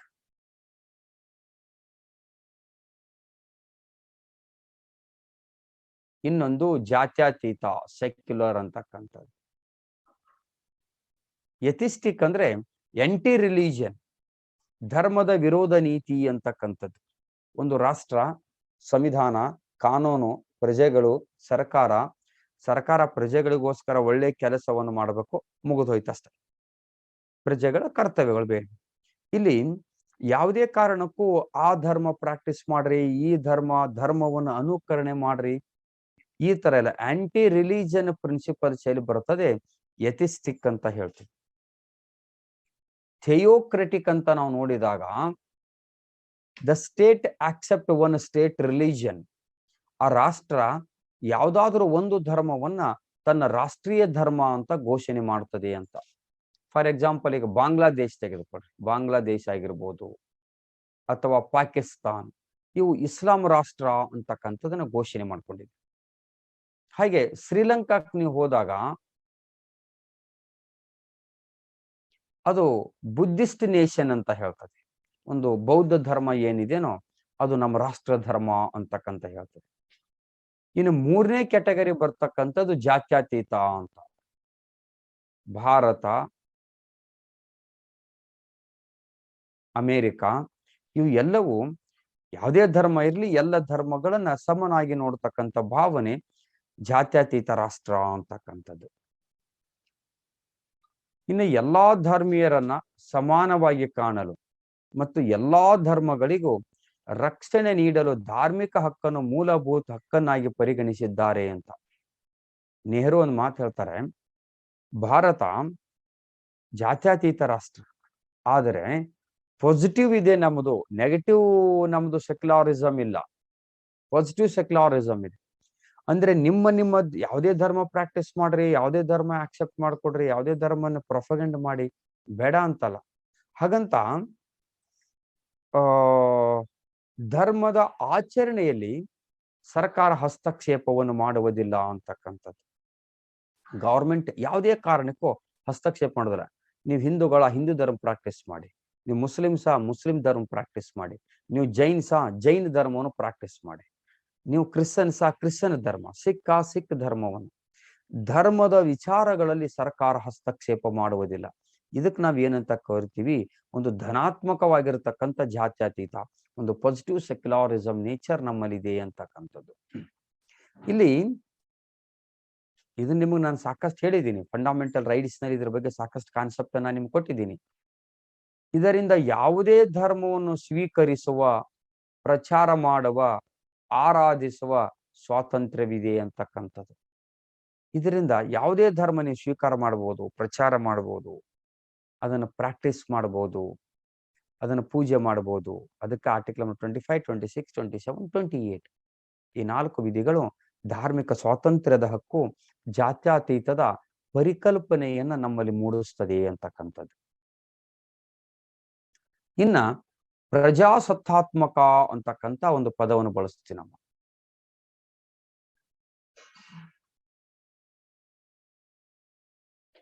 ಒಂದು ಡೆಮೋಕ್ರೆಟಿಕ್ ಅಂದ್ರೆ ಡೆಮೋಕ್ರಸಿ, ಪ್ರಜಾಪ್ರಭುತ್ವ ಅಂತ. ಪ್ರಜಾಪ್ರಭುತ್ವದಲ್ಲಿ 2 ಟೈಪ್ ಬರ್ತದೆ. ಡೆಮೋಕ್ರಸಿಯನ್ನು ನೋಡಿದಾಗ 2, ಒಂದು ಪ್ರತ್ಯಕ್ಷ ಪ್ರಜಾಪ್ರಭುತ್ವ, ಇನ್ನೊಂದು ಪರೋಕ್ಷ ಪ್ರಜಾಪ್ರಭುತ್ವ ಅಂತ. ಈ ಪ್ರತ್ಯಕ್ಷ ಪ್ರಜಾಪ್ರಭುತ್ವ ಎಲ್ಲಿದೆ ಅಂತಂದ್ರೆ ಸ್ವಿಟ್ಜರ್ಲ್ಯಾಂಡ್ದಾಗ. ಸ್ವಿಟ್ಜರ್ಲ್ಯಾಂಡ್ ಏನ್ ಮಾಡಿದೆ ಅಂತಂದ್ರೆ ಈ ಡೈರೆಕ್ಟ್ ಡೆಮೋಕ್ರಸಿನ ಆಕ್ಸೆಪ್ಟ್ ಮಾಡಿದೆ. ಇಂಡಿಯಾ ಆಗಿರ್ಬೋದು, ಅಮೆರಿಕ ಆಗಿರ್ಬೋದು, ಇಂಡೈರೆಕ್ಟ್ ಡೆಮೋಕ್ರಸಿ. ಈ ಇಂಡೈರೆಕ್ಟ್ ಡೆಮೋಕ್ರಸಿಗೆ ನಾವ್ ಇನ್ನೊಂದು ಏನ್ ಹೇಳ್ತೀವಿ ಅಂದ್ರೆ ರಿಪ್ರೆಸೆಂಟೇಟಿವ್ ಡೆಮೋಕ್ರಸಿ ಅಂತ. ಅಂದ್ರೆ ಚುನಾಯಿತ, ಏನು ಜನತೆ ನಾವು ಆಯ್ಕೆ ಮಾಡಿ ಕಳಿಸ್ತೀವಿ ಯಾರನ್ನ, ಅವರು ಕಾನೂನುಗಳನ್ನ ರೂಪಿಸುವ ಒಂದು ವ್ಯವಸ್ಥೆಗೆ ಅಥವಾ ಸರ್ಕಾರವನ್ನು. ನಾವು MLA ಕಳಿಸಿರ್ತೀವಿ, ಎಲ್ಲಾ MLA ಗೌರ್ಮೆಂಟ್ದಾಗ ಇರಲ್ಲ ರೀ. ಅಲ್ಲಿ ಕೇಳ್ಕೊಂಡು ಕೆಲವೊಂದಿಷ್ಟು ಜನ ಸೇರ್ಕೊಂಡು ಗೌರ್ಮೆಂಟ್ ಫಾರ್ಮ್ ಆಗುತ್ತೆ ಅಂತಕ್ಕಂಥದ್ದು. ಆದ್ರೆ ಪ್ರತ್ಯಕ್ಷ ಪ್ರಜಾಪ್ರಭುತ್ವದಲ್ಲಿ ಡೈರೆಕ್ಟ್ ಜನ ತುಂಬಾ ಒಂದು ಹೆಚ್ಚಿನ ಅಧಿಕಾರವನ್ನು ಹೊಂದಿರ್ತಾರೆ ಅಂತಕ್ಕಂಥದ್ದು. 4 ಮೇಜರ್ ಕ್ಯಾರೆಕ್ಟರ್ ಬರ್ತದೆ ಇಲ್ಲಿ. ಒಂದು ರೆಫರೆಂಡಮ್ ಅಂತಕ್ಕಂಥದ್ದು,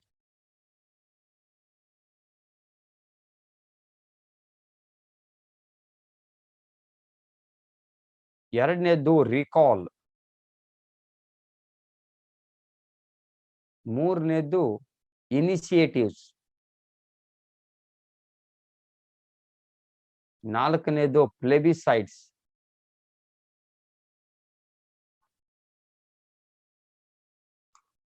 ರೆಫರೆಂಡಮ್ ಅಂತಕ್ಕಂಥದ್ದು ಜುನಾಗಢದ ಮೇಲೆ ಹೇಳಿದ್ದೀನಿ. ಜುನಾಗಢ ಮೇಲೆ ರೆಫರೆಂಡಮ್ ಅಂತಕ್ಕಂಥ ವಲ್ಲಭಾಯಿ ಪಟೇಲ್ ಬಳಸಿದ್ರು. ರಿಕಾಲ್ ಅಂತಂದ್ರೆ ಆಯ್ಕೆಯಾಗಿರತಕ್ಕಂಥ ವ್ಯಕ್ತಿ ನಿಮಗೆ ಬೇಡವೆನಿಸಿದಾಗ, ಚುನಾವಣೆಯಲ್ಲಿ ಕೊಟ್ಟಿರ್ತಕ್ಕಂಥ ಭರವಸೆಗಳನ್ನು ಆತ ಚುನಾಯಿತ ವ್ಯಕ್ತಿಯಾದಾಗ, ಆಯ್ಕೆಯಾದಾಗ ಆ ಭರವಸೆಗಳನ್ನು ಈಡೇರಿಸದೇ ಇದ್ದಾಗ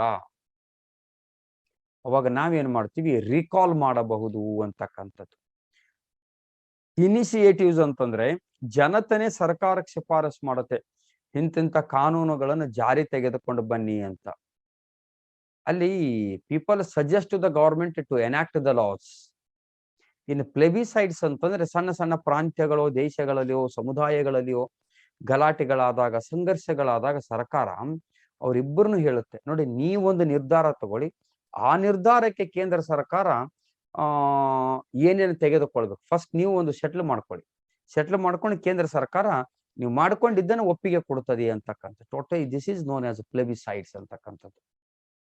ಒಟ್ಟಾರೆ ನಾವು ನೋಡಿದಾಗ ಪ್ರಜಾಪ್ರಭುತ್ವದಲ್ಲಿ ಪ್ರಜೆಗಳೇ ಹೆಚ್ಚಿನ ಮಹತ್ವವನ್ನು ತೆಗೆದುಕೊಂಡಿರ್ತಾರೆ ಅಂತಕ್ಕಂಥದ್ದು. ಇನ್ನ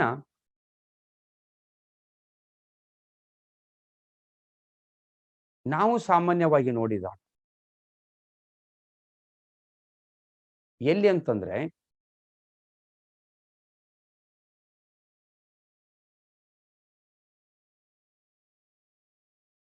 ಅಬ್ರಾಮ್ ಲಿಂಕನ್ ಕಾನ್ಸೆಪ್ಟ್ ಅನ್ನು ಮಾತ್ರ ನೋಡ್ತೀವಿ ನಾವು. ಪ್ರಜೆಗಳಿಂದ ಪ್ರಜೆಗಳಿಗಾಗಿ ಪ್ರಜೆಗಳಿಗೋಸ್ಕರ ಇರುವುದೇ ಪ್ರಜಾಪ್ರಭುತ್ವ ಅಂತ ಇರಬಹುದು, ಆದ್ರೆ ಡೈರೆಕ್ಟ್ ಡೆಮೋಕ್ರಸಿಯಲ್ಲಿ ಅದು ಹೆಚ್ಚಿನ ಮಹತ್ವವನ್ನು ಪಡ್ಕೊಳ್ತದೆ ಅಂತ. ಪ್ರಜಾಪ್ರಭುತ್ವವೆಂದರೆ ದೇಶದ ಆಡಳಿತದಲ್ಲಿ ಜನರ ಭಾಗವಹಿಸುವಿಕೆ, ಸರ್ಕಾರದ ಆಡಳಿತದಲ್ಲಿ ಜನತೆ ಪ್ರತ್ಯಕ್ಷ ಅಥವಾ ಪರೋಕ್ಷವಾಗಿ ಭಾಗವಹಿಸಬಹುದು ಅಂತಕ್ಕಂಥದ್ದು. ಇನ್ನು ಸಾರ್ವತ್ರಿಕ ವಯಸ್ಕ ಮತದಾನದ ಪದ್ಧತಿಯ ಮೂಲಕ ತಮ್ಮ ಪ್ರತಿನಿಧಿಗಳನ್ನು ಮುಕ್ತ ನ್ಯಾಯಸಮ್ಮತ ಚುನಾವಣೆಯ ಮೂಲಕ ಆಯ್ಕೆ ಮಾಡುವ ಸ್ವಾತಂತ್ರ್ಯವನ್ನು ಪ್ರಜೆಗಳಿಗೆ ನೀಡಲಾಗಿದೆ ಅಂತ. ಹೌದ್ರಿ, ಸಾರ್ವತ್ರಿಕ ವಯಸ್ಕ ಮತದಾನ ಅಂತಕ್ಕಂಥದ್ದು 1989ರ 61ನೇ ಸಂವಿಧಾನ ತಿದ್ದುಪಡಿ. ಕಾಂಗ್ರೆಸ್ ಸರ್ಕಾರ ರಾಜೀವ್ ಗಾಂಧಿ ಪ್ರಧಾನಮಂತ್ರಿ ಆದಂತ ವೇಳೆಯಲ್ಲಿ ಮತದಾನದ ವಯಸ್ಸನ್ನ 21ರಿಂದ 18ಕ್ಕೆ ಇಳಿಸಲಾಯಿತು ಅಂತಕ್ಕಂಥದ್ದು. 21ರಿಂದ 18ಕ್ಕೆ ಮತದಾನ ಇಳಿಸಲಾಯಿತು, ಮತದಾರರ ಸಂಖ್ಯೆ ಹೆಚ್ಚಾಯಿತು. ಇದಕ್ಕೆ ಸಾರ್ವತ್ರಿಕ ವಯಸ್ಕ ಮತದಾನ ಅಂತಕ್ಕಂಥದ್ದು ನಾವು ಕರಿತೀವಿ. ಇವುಗಳ ಮುಖಾಂತರ ನಾವು ವ್ಯಕ್ತಿಗಳನ್ನ ಆಯ್ಕೆ ಮಾಡ್ತೀವಿ. ಆ ವ್ಯಕ್ತಿಗಳು ಏನ್ ಮಾಡ್ತಾರೋ, ನಮ್ಮ ಪ್ರಜೆಗಳಿಂದ ಆಯ್ಕೆಯಾಗಿರ್ತಕ್ಕಂಥ ಸರ್ಕಾರ ರಚನೆ ಮಾಡಿ ಪ್ರಜೆಗಳಿಗೆ ಯಾವ ಯಾವ ಕಾನೂನುಗಳು ಬೇಕು, ಯಾವ ಯಾವ ನೀತಿಗಳು ಬೇಕು ರೂಪಿಸುವಂತ ಕೆಲಸವನ್ನು ಮಾಡ್ತಾರೆ ಅಂತ ನೋಡಿ. ಸಂವಿಧಾನದಲ್ಲಿ ಕಾನೂನಿನ ಆಳ್ವಿಕೆ ಜಾರಿಗೊಳಿಸಿ ಕಾನೂನಿನ ಅಡಿಯಲ್ಲಿ ಅವರು ಸಮಾನರೆನ್ನಲಾಗಿದೆ ಅಂತಕ್ಕಂಥದ್ದು. ಅವರು ಆದರೆ ಪ್ರತ್ಯಕ್ಷ ಪ್ರಜಾಪ್ರಭುತ್ವ, ಸ್ವಿಟ್ಜರ್ಲ್ಯಾಂಡ್ ನ ಹೇಳಿದ್ದೀನಲ್ಲ ನಿಮ್ಗೆ, ಆ ಸ್ವಿಟ್ಜರ್ಲ್ಯಾಂಡ್ ನಾವು ನೋಡಿದಾಗ ಪ್ರಜಾ ನಿರ್ಧಾರ, ಪ್ರಜಾ ನಿರ್ದೇಶಕ, ವಾಪಸ್ ಕರೆಯಿಸಿಕೊಳ್ಳುವಿಕೆ ಮೊದಲಾದವುಗಳಿಗೆ ಅವಕಾಶವಿಲ್ಲ. ಪ್ರಜಾಪ್ರಭುತ್ವದಲ್ಲಿ ಇವೆಲ್ಲ ಇರ್ತಾವು.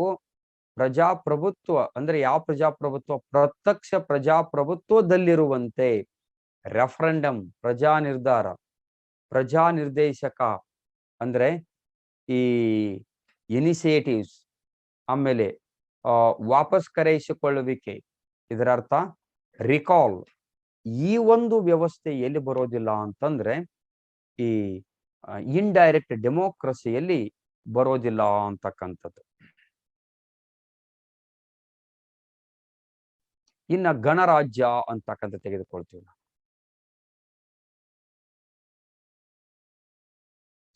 ರಿಪಬ್ಲಿಕ್,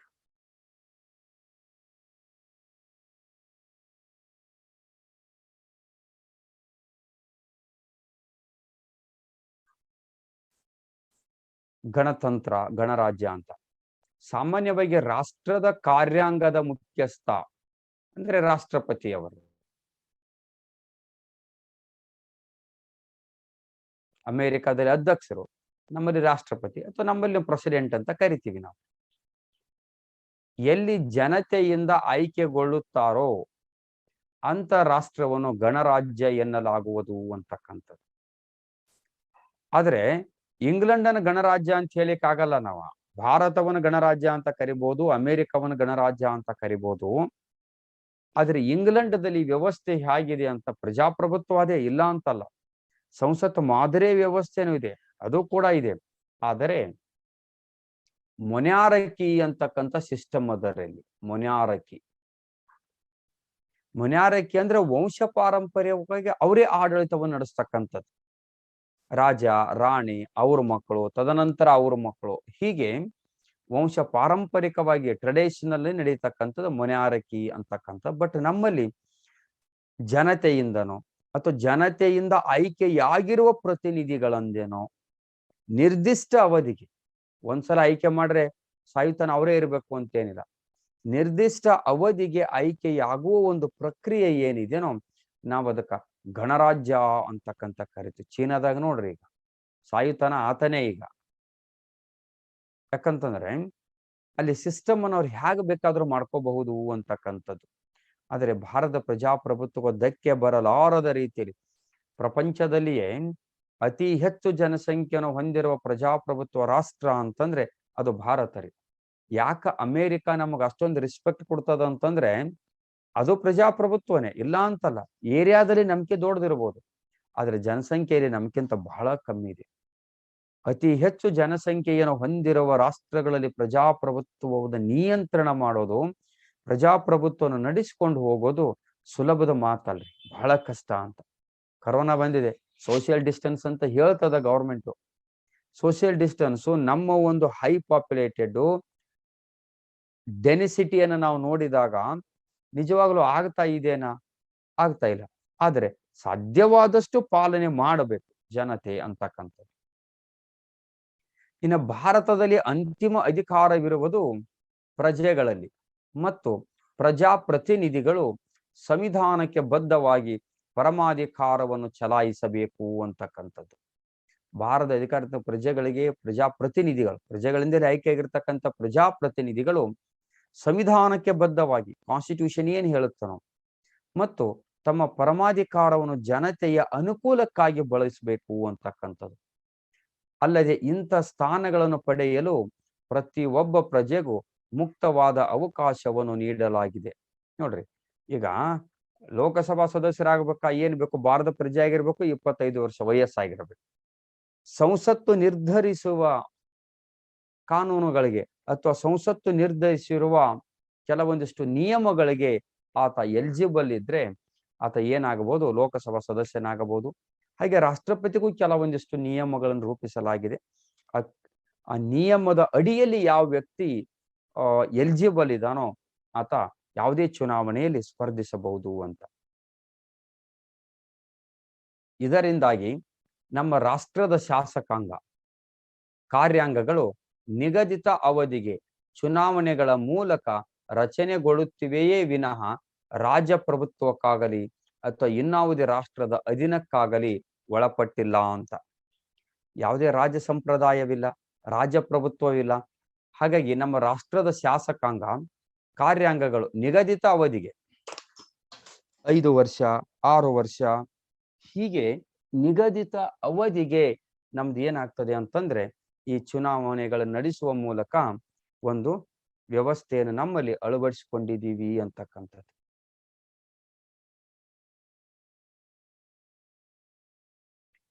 ಎಸ್, ನೆಕ್ಸ್ಟ್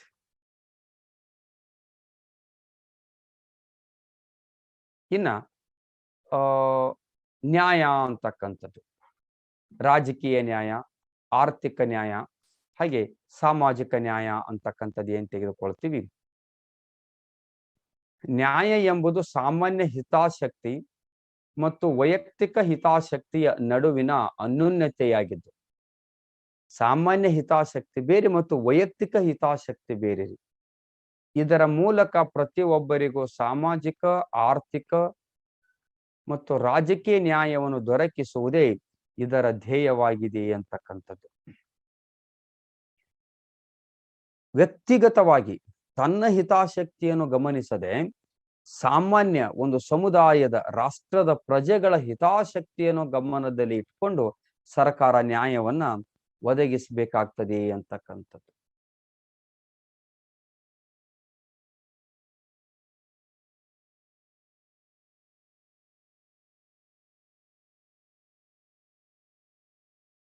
ಸಾಮಾಜಿಕ ನ್ಯಾಯ ಅಂತ ನೋಡಿದ ಸಮಾನತೆ ಹಕ್ಕು ಅಂತ ನಾವ್ ಏನ್ ತಗೋತೀವೋ ಆ ಸಮಾನತೆ ಹಕ್ಕುಗಳೇ ಇವತ್ತು ನಮಗೆ ಸಾಮಾಜಿಕ ನ್ಯಾಯ ಅಂತ. ಜನನ, ಲಿಂಗ, ಧರ್ಮ, ಜಾತಿ, ಜನಾಂಗ ಯಾವುದರ ಮೊದಲಾದವುಗಳ ಮೇಲೆ ಪರಿಗಣಿಸದೆ ಎಲ್ಲರನ್ನು ಸಮಾನವಾಗಿ ಕಾಣುವುದೇ ಸಾಮಾಜಿಕ ನ್ಯಾಯ ಅಂತಕ್ಕಂಥದ್ದು. ಒಂದು ರಿಲಿಜನ್ ಇರ್ಬೋದು, ಬರ್ತ್ ಪ್ಲೇಸ್ ಇರ್ಬೋದು, ರೇಸ್ ಇರ್ಬೋದು, ಕಾಸ್ಟ್ ಇರ್ಬೋದು, ಅಥವಾ ಲಿಂಗ್ವಿಸ್ಟಿಕ್ ಭಾಷೆಯ ಆಧಾರದ ಮೇಲೆ ಯಾವುದ್ರ ಮೇಲೂ ತಾರತಮ್ಯವನ್ನು ಮಾಡದೆ ಎಲ್ಲರೂ ಸಮಾನವಾಗಿ ಕಾಣ್ತಕ್ಕಂಥದ್ದು ಅಂತ ನೋಡಿ. ಹಾಗಾದ್ರೆ ಕೆಲವೊಂದಿಷ್ಟು ರಿಸರ್ವೇಶನ್ ಕೊಟ್ಟಿದ್ದಾರಲ್ಲ, ಕೆಲವೊಬ್ಬರಿಗೆ ಉದ್ಯೋಗದಲ್ಲಿ ಆಗಿರಬಹುದು ಅಥವಾ ಬೇರೆ ಬೇರೆ ಅಲ್ಲಿ ಕೊಡ್ತಾ ಇರೋದೇನೆ ಸಾಮಾಜಿಕ ನ್ಯಾಯ ಬರಲಿ ಅಂತಕ್ಕಂಥದ್ದು. ರಿಸರ್ವೇಶನ್ ಕೊಡ್ತಾ ಇರೋದು ಸಾಮಾಜಿಕ ನ್ಯಾಯ ದೃಷ್ಟಿಕೋನದಿಂದನೇ ವಿನಃ ರಿಸರ್ವೇಶನ್ ಕೊಡೋದ್ರಿಂದ ಸಾಮಾಜಿಕ ನ್ಯಾಯದಲ್ಲಿ ಅದು ಇಂಬ್ಯಾಲೆನ್ಸ್ ಆಗ್ತದ ಅಂತಲ್ಲ, ಬ್ಯಾಲೆನ್ಸ್ ಮಾಡುವಗೋಸ್ಕರ ರಿಸರ್ವೇಶನ್ ಇದೆ. ಹಾಗೆ ಯಾವುದೇ ರಿಸರ್ವೇಶನ್ ಶಾಶ್ವತವಲ್ಲ ರೀ. ಆ ಸಮುದಾಯ, ಆ ಪ್ರದೇಶ, ಆ ವರ್ಗ ಇತರೆಯವರ ಮಟ್ಟಕ್ಕೆ ಬಂದು ನಿಂತ್ಕೊಂಡಿದ್ದಾರೆ, ಎಲ್ಲ ತರದಲ್ಲಿ ಸಮಾನರಾಗಿದ್ದಾರೆ ಅಂತ ಕಂಡು ಬಂದಾಗ ಸಂಸತ್ತು ತಿದ್ದುಪಡಿ ಮಾಡುವ ಮುಖಾಂತರ ಆ ಒಂದು ಮೀಸಲಾತಿಯನ್ನ ತೆಗೆಯಬಹುದು ಅಂತ. ಓಕೆ, ಇದಕ್ಕೆ ನಾವು ಸಾಮಾಜಿಕ ನ್ಯಾಯ ಅಂತ ಕರಿತೀವಿ. ಆರ್ಥಿಕ ನ್ಯಾಯ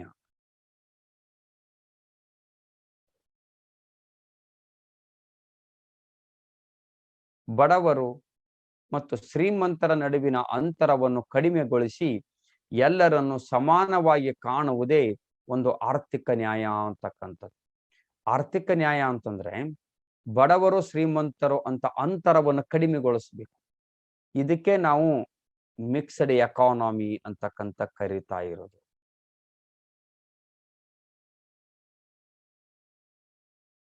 ಆಮೇಲೆ ಬಡವರಿಗೋಸ್ಕರ ಸರ್ಕಾರ ಹಲವು ನೀತಿಗಳನ್ನ ರೂಪಿಸ್ತದೆ.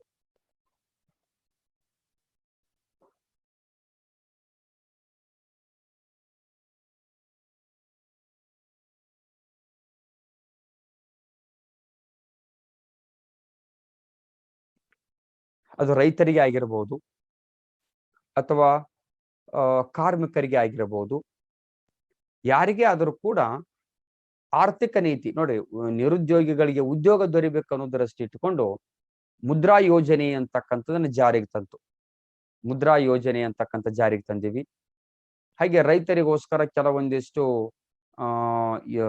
ರೈತರ ಒಂದು ಬಿಮಾ ಯೋಜನೆ ಅಂತಕ್ಕಂಥ, ಕೃಷಿ ಬಿಮಾ ಯೋಜನೆ ಅಂತಕ್ಕಂಥದ್ದು, ಪಿಂಚಣಿಗೆ ಸಂಬಂಧಪಟ್ಟಿರ್ತಕ್ಕಂಥ ಅಟಲ್ ಪಿಂಚಣಿ ಯೋಜನೆ ಅಂತಕ್ಕಂಥದ್ದು. ಸೊ ಹೀಗೆ ಈ ಸಾಮಾಜಿಕವಾಗಿ ಎಲ್ಲರನ್ನ ಸಬಲರು ಮಾಡ್ಬೇಕು ಅನ್ನೋದರಷ್ಟೇ ಇಟ್ಕೊಂಡು ಸರ್ಕಾರ ಏನ್ ಮಾಡ್ತದೆ, ಒಂದು ಆರ್ಥಿಕ ನ್ಯಾಯವನ್ನ ಒದಗಿಸ್ತದೆ ಅಂತಕ್ಕಂಥದ್ದು.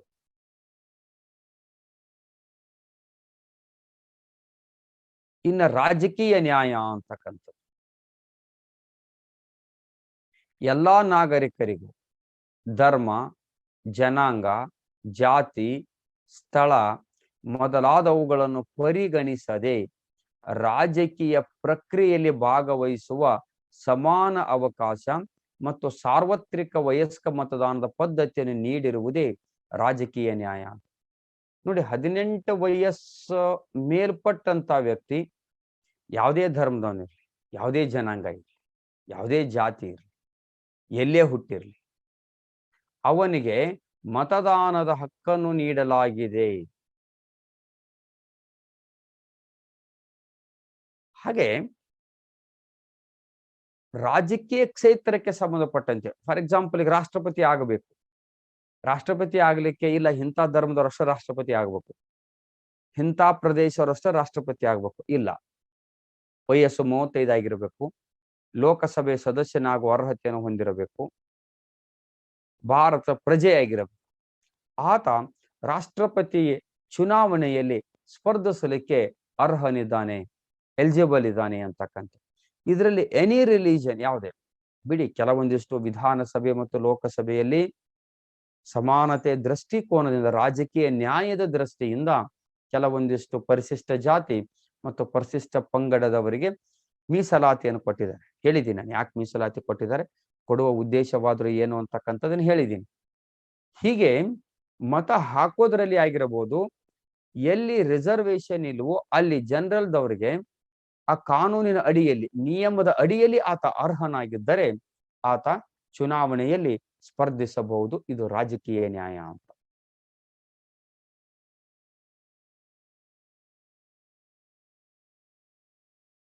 ಇನ್ನ ಸ್ವಾತಂತ್ರ್ಯ ಅಂತಕ್ಕಂಥದ್ದು, ಸ್ವಾತಂತ್ರ್ಯದ ಇಂಗ್ಲಿಷ್ ಪದ ಲಿಬರ್ಟಿಯು ಲ್ಯಾಟಿನ್ ಪದವಾದ ಲಿಬರಿನಿಂದ ಉತ್ಪತ್ತಿಯಾಗಿದೆ ಅಂತಕ್ಕಂಥದ್ದು. ಲಿಬರ್ಟಿ ಅಂತಕ್ಕಂಥದ್ದು ಈ ಲಿಬರ್ನಿಂದ ಉತ್ಪತ್ತಿಯಾಗಿದೆ ಅಂತ. ಏನಿದ್ರ ಅರ್ಥ? ಸ್ವಾತಂತ್ರ್ಯ ಅಂದ್ರೆ ಬಂಧನ, ಸೆರೆವಾಸ, ಗುಲಾಮಗಿರಿ, ನಿರಂಕುಶ ಪ್ರಭುತ್ವದಿಂದ ಮುಕ್ತಿ ಎಂಬ ಅರ್ಥ ನೀಡುತ್ತದೆ ಅಂತ. ಲಿಬರ್ಟಿ ಅಂದ್ರೆ ಏನ್ರಿ? ಜೈಲಿನಲ್ಲಿ ಬಂಧನದಿಂದ, ಸೆರೆವಾಸನಾಗಿರ್ತಕ್ಕಂಥ, ಗುಲಾಮಗಿರಿ ಪದ್ಧತಿ, ಬೇಗಾರ್ ಪದ್ಧತಿ, ಜೀತ ಪದ್ಧತಿ, ಇವುಗಳಿಂದ ಮುಕ್ತವಾಗ್ತಕ್ಕಂಥದ್ದು. ಅದಕ್ಕೆ ನಾವ್ ಏನಂತ ಕರಿತೀವಿ? ಒಂದು ಲಿಬರ್ಟಿ, ಸ್ವಾತಂತ್ರ್ಯ ಅಂತಕ್ಕಂಥದ್ದು. ಸರ್ವತೋಮುಖ ಬೆಳವಣಿಗೆಗೆ ಅವಕಾಶ ನೀಡುವ ಸ್ವಾತಂತ್ರ್ಯವನ್ನು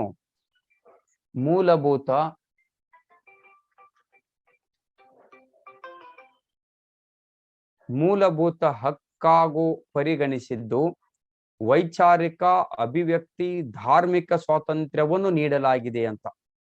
ಸರ್ವತೋಮುಖ ಬೆಳವಣಿಗೆ ಅವಕಾಶ ನೀಡುವ ಸ್ವಾತಂತ್ರ್ಯವನ್ನು ಮೂಲಭೂತ ಹಕ್ಕಿ ಪರಿಗಣಿಸಿದ್ದು, ವೈಚಾರಿಕ ಅಭಿವ್ಯಕ್ತಿ ಧಾರ್ಮಿಕ ಸ್ವಾತಂತ್ರ್ಯವನ್ನು ಕೂಡ ನೀಡಿದೆ ಅಂತ. ಆರ್ಟಿಕಲ್ ನಂಬರ್ 19 ದಿಂದ ಆರ್ಟಿಕಲ್ ನಂಬರ್ 22 ನಮಗೆ ಸ್ವಾತಂತ್ರ್ಯಗಳನ್ನ ನೀಡಿಬಿಟ್ಟಿದೆ ಅಂತ. 6 ಸ್ವಾತಂತ್ರ್ಯಗಳು ಮೂಲಭೂತ ಹಕ್ಕದಲ್ಲಿ ನಾನು ಅದನ್ನ ನಿಮ್ಮ ಜೊತೆ ಡಿಸ್ಕಸ್ ಮಾಡಿದ್ದೀನಿ. ಮೂಲಭೂತ ಹಕ್ಕುಗಳಲ್ಲಿ ಡಿಸ್ಕಸ್ ಆಗಿದೆ. ಇನ್ನು ಸ್ವಾತಂತ್ರ್ಯವೆಂದರೆ ಸ್ವೇಚ್ಛಾಚಾರವಲ್ಲ ಅಂತಕ್ಕಂಥದ್ದು. ಸ್ವಾತಂತ್ರ್ಯ ಅಂತಕ್ಕಂಥದ್ದು ಸ್ವೇಚ್ಛಾಚಾರ ಅಲ್ಲ ರೀ. ಅದು ಸ್ವಾತಂತ್ರ್ಯವನ್ನು ಅನುಭವಿಸುವ ಹಕ್ಕು ನಮಗೆಷ್ಟಿದೇನೋ ಇತರೆಯವರ ಸ್ವಾತಂತ್ರ್ಯವನ್ನು ಕೂಡ ಗೌರವಿಸಬೇಕಾಗಿರೋದು ನಮ್ಮ ಹಕ್ಕು ಅಂತಕ್ಕಂಥದ್ದು. ನಮಗೇನ್ ರೈಟ್ಸ್ ಇದೆಯೋ, ನಮಗೆಷ್ಟು ಹಕ್ಕುಗಳಿದಾವೋ ಅಷ್ಟೇ ಹಕ್ಕುಗಳನ್ನು ಕೂಡ ಬೇರೆಯವರು ಅನುಭವಿಸುವ ಒಂದು ವ್ಯವಸ್ಥೆಯನ್ನ ನಾವು ನೋಡ್ತಾ ಇದ್ದೀವಿ ಅಂತಕ್ಕಂಥದ್ದು. ಇನ್ನು ನೆಕ್ಸ್ಟ್ ಸಮಾನತೆ ಅಂತಕ್ಕಂಥ ಪದವನ್ನು ನಾವು ನೋಡಿದೀವಿ. ಇಕ್ವಾಲಿಟಿ ಅಂತಕ್ಕಂಥದ್ದು.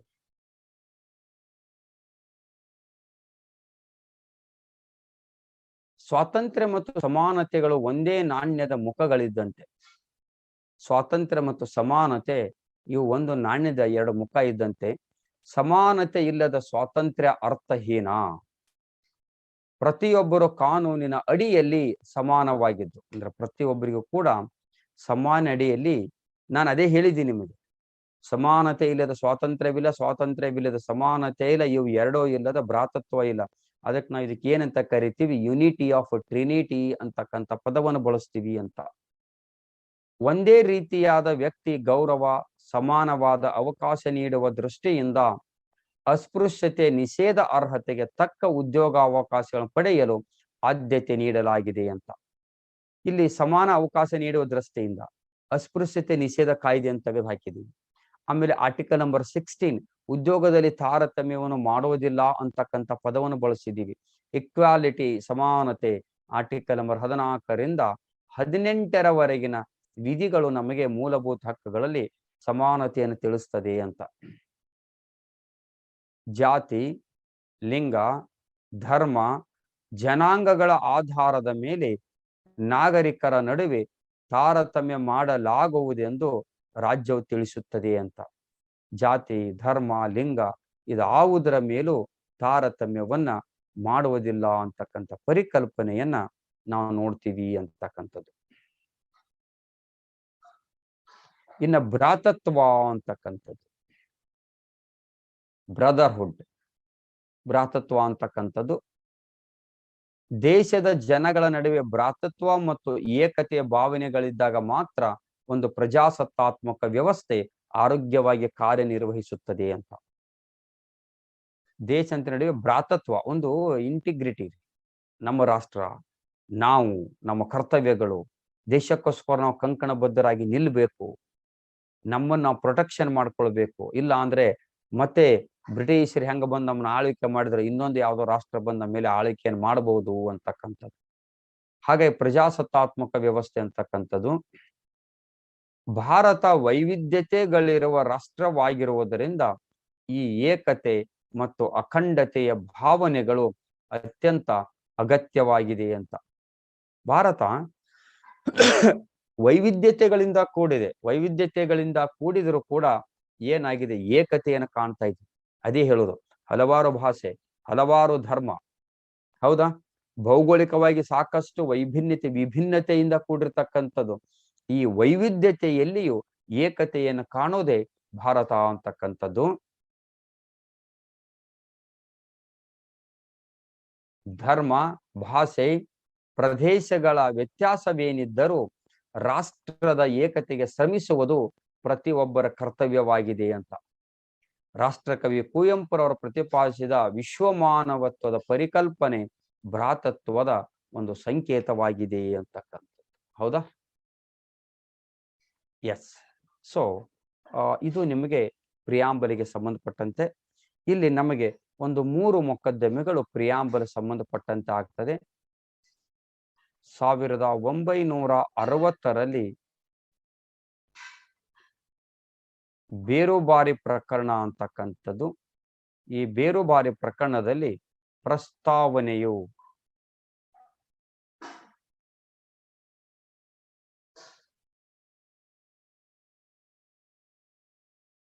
ಸಂವಿಧಾನದ ಭಾಗವಲ್ಲ ಅಂತ ತೀರ್ಪು ಕೊಡುತ್ತೆ.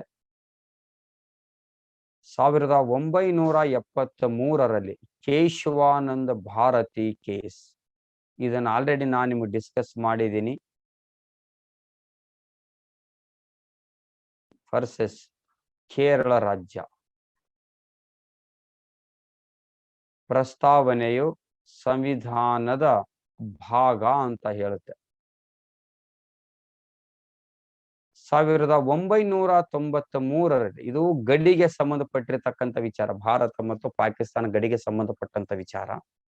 ಇದು ನಿಮಗೆ ಮೂಲಭೂತ ಹಕ್ಕುಗಳ ಆಸ್ತಿಗಳ ಉಲ್ಲಂಘನೆಯಾಗಿದೆ ಅಂತಕ್ಕಂಥದ್ದು. 93 LIC versus government of India cases. Bharat ಸರ್ಕಾರ ಇದು ಆಡಳಿತಾತ್ಮಕ, LICಯ ಒಂದು ಆಡಳಿತಾತ್ಮಕ ವಿಚಾರಕ್ಕೆ ಸಂಬಂಧಪಟ್ಟಿರ್ತಕ್ಕಂಥ ಮೊಕದ್ದಮೆ.